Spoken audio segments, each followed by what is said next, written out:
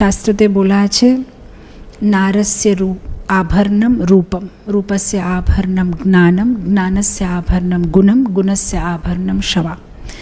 নারীরা যদি সুন্দর না থাকে তাহলে কী লাভ আছে, এরকম বলা আছে নারস্য আভরণম রূপম, নারী মানে সুন্দর।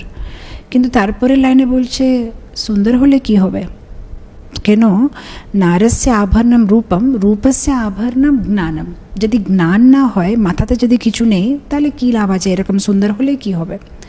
তারপরে লাইনে বলছে জ্ঞানস্য আভরণম গুণম। আচ্ছা, জ্ঞান হলে কি হবে, ভালো গুণ তো হতে হবে। হতে পারে কেউ খুবই জ্ঞানী, কিন্তু তার ভিতরে যদি দয়া, সহ্য শক্তি, ভালো কিছু যদি উৎসাহ, ভালো গুণ নেই, তাহলে কী লাভ আছে। তারপরে লাইনে বলা আছে গুণস্য আভরণম ক্ষমা। অনেকগুলো গুণ রয়েছে, কিন্তু সবথেকে উত্তম গুণ যেটা নারীদের ভিতরে আছে সেটা হচ্ছে ক্ষমা।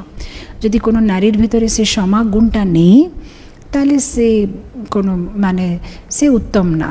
যদি আপনি দেখবেন আমাদের শাস্ত্রতে যে নারীরা আছে, দ্রৌপদী আছে, মন্দোদরী আছে, তারা আছে, তাদের ভিতরে কত সুন্দর সুন্দর গুণ আছে।